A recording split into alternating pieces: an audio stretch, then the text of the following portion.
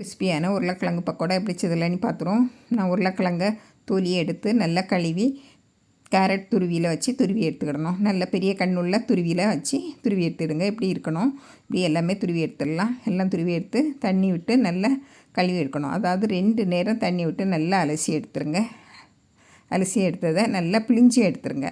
நல்லா பிழிஞ்சி எடுத்த பிறகு ஒரு அரை டீஸ்பூன் உப்பு போட்டு நல்லா பிசைஞ்சு விட்ருங்க.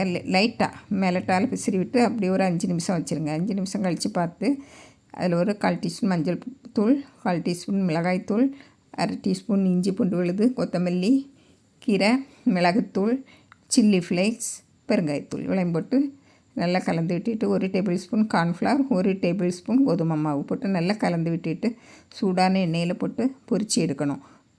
திருப்பி போட்டு பொரித்து எடுத்துருங்க. இது சாதம் ஈவினிங் ஸ்நாக்ஸுக்காகட்டும் செய்து சாப்பிட்லாம்.